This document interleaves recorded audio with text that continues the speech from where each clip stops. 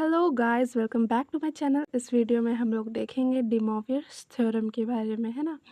देखिए, D मोवियस theorem basically हम लोग यूज़ करते हैं कॉम्प्लेक्स नंबर का रूट निकालने में। तो पहले हम लोग देख लेते हैं डी मोवियस थ्योरम का स्टेटमेंट और उसका प्रूफ। ठीक है, डी मोवियस थ्योरम क्या होता है? स्टेटमेंट है, यदि n be any integer positive और negative, then the value of cos theta plus I sin theta to the power n is cos n theta and I sin n theta, यानी कि power वाला जो है वो angle में आ जाएगा। तो cos n theta plus I sin n theta, और if n be a fraction positive or negative, then one of the value of cos theta plus I sin to the power n cos n theta plus I sin n theta, ये one of the value बोला है। अभी आगे समझेंगे concept को। ठीक है, तो ये स्टेटमेंट हो गया हमारे यहाँ से। देखिए, डी मोवियस थ्योरम करना बहुत ज़रूरी है, क्योंकि ये ना एग्ज़ाम में 15 मार्क्स वाले क्वेश्चन का पार्ट में आता है ना, 8 मार्क्स का चाहे 7 मार्क्स का। नेक्स्ट अभी देखते हैं प्रूफ इसका। लेट हमने n be any positive integer हमने लिया। By actual multiplication we have cos theta 1 plus i sine theta 1 cos theta 2 plus i sine theta 2। इसको एक्चुअल मल्टीप्लाई करते हैं तो हमने रियल पार्ट को रियल पार्ट की जगह पे और इमेजनरी पार्ट को इमेजनरी पार्ट के पास लिखेंगे, जैसे थीटा 1 इंटू थीटा 2। ठीक है, तो कॉस थीटा 1 कॉस थीटा 2, फिर इन दोनों को करेंगे, इन दोनों को, तो आई का स्क्वायर हो जाता है -1। ठीक है, तो ये माइनस आ गया। फिर साइन थीटा 1 साइन थीटा 2, तो साइन थीटा 1 साइन थीटा 2, ये हमारा हो जाता है रियल पार्ट। ठीक है, नेक्स्ट हमारे इमेजनरी पार्ट, तो आई वाले को गुना करेंगे इसके साथ और इसका वाला ये गुना करने पर आई कॉमन लेके sign theta 1 cos theta 2 plus cos theta 1 sign theta 2। Next step में हम लोग क्या करेंगे ना, इसका एक फार्मूला होता है, आप लोग क्लास 11-12 में पढ़े होंगे कि cos theta 1 cos theta 2 sign theta 1 sign theta 2, तो इसका हो जाता है कॉस थीटा 1 प्लस थीटा 2, है ना। और साइन थीटा नीचे वाला का फार्मूला हो जाता है साइन थीटा 1 प्लस थीटा 2। चलिए अभी देखते हैं हमने कैसे इसे ब्रेक किया है। देखिए, हमने इसी तरह ब्रेक किया है। अब हम लोग 3 एंगल के लेंगे, एक हमारा थीटा 1 थीटा 2 और थीटा 3, और आपस में गुना करेंगे। हम देख सकते हैं कि ये वाला अभी हम लोग पिछले रिजल्ट से इसका वैल्यू इतना लिख सकते हैं, और ये हमारे साथ में है, और आप लोग देखेंगे इसको इससे गुना करने पर तो सेम कहानी होगा, और ये एंगल ये सारा जुड़ जाएगा। तो ठीक है, यहाँ पे एंगल जोड़ दिया हमने, और ये इमेजनरी पार्ट का भी एंगल जोड़ दिया। और इसी तरह 4 लेंगे तो प्लस 4 थीटा 4 हो जाएगा, 5 लेंगे तो प्लस थीटा 5 आ जाएगा। तो इस तरह प्रोसीडिंग दिस वे हमने n टाइम्स थीटा लिया, तो क्या होगा, थीटा 1 वाला टर्म थीटा 2 वाला टर्म, इस तरह थीटा 3 थीटा 4, इस तरह हमने थीटा n वाला टर्म, तो होगा कुछ नहीं, सारे एंगल जो है वो आपस में जुड़ जाएंगे। देखिए जुटा है ना, थीटा 1 थीटा 2 इस तरह से n टाइम्स थीटा, और ये हमारा थीटा 1 थीटा 2 इस तरह से n टाइम्स तक थीटा जाएगा।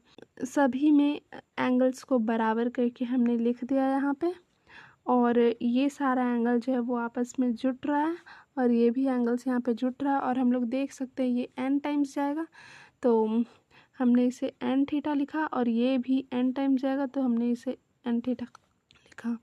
और हम लोग ये भी लिख सकते हैं कि cos theta plus i sine theta to the power n जो है वो is equals to cos n theta plus i sine n theta, है ना। अब देखिए, हमने यहाँ पे ये प्रूफ कर दिया कि हाँ, तो यहाँ से देख के हमें पता चल रहा है कि हमने ये प्रूफ कर दिया कि हमारा ये डी मोवियस थ्योरम पॉजिटिव इंटीजर के लिए वैलिड है। अब नेक्स्ट केस 2 देखेंगे नेगेटिव इंटीजर के लिए। लेट कि हमारा n जो है वो कोई नेगेटिव इंटीजर है, तब हमने उसे लिखा n is equals to minus m, where m जो होगा वो पॉजिटिव होगा।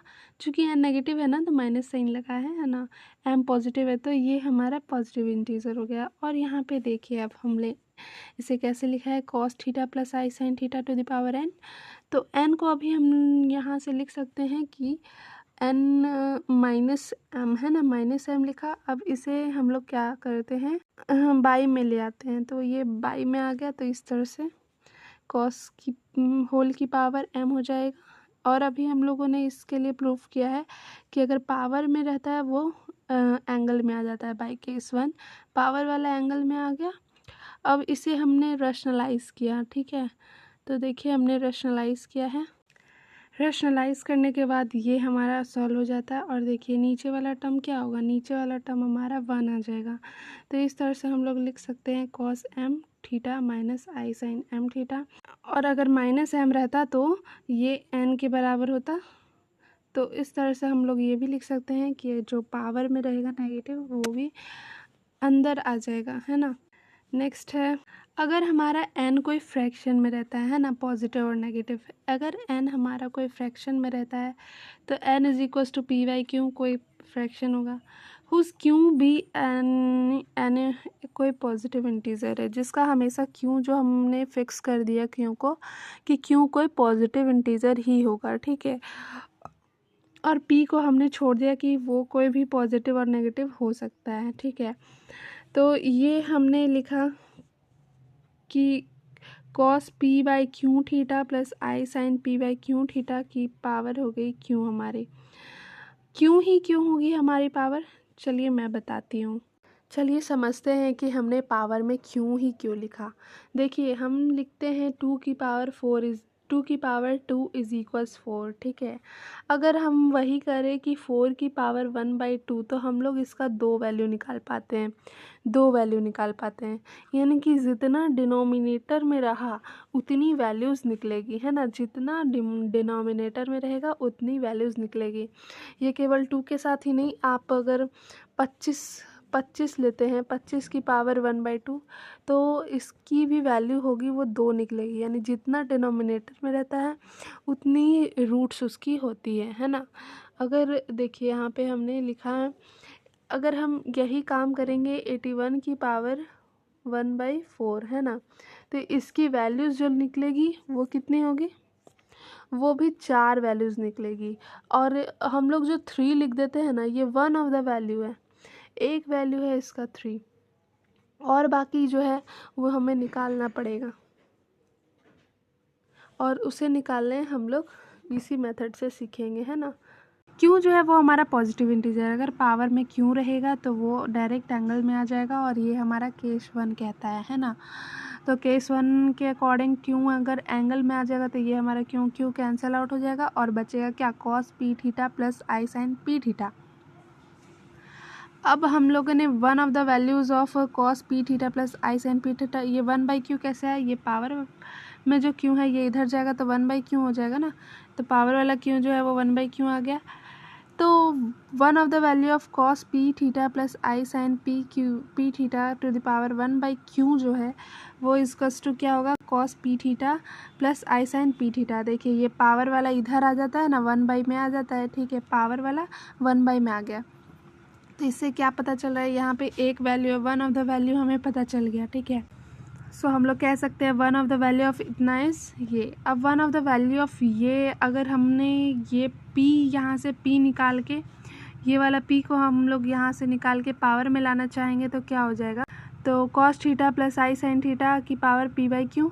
और ये p चूँकि कोई भी पॉजिटिव और नेगेटिव हो सकता है ना, तो केस 1 और 2 की मदद से हमने इसे यहाँ पे ले आया, ठीक है।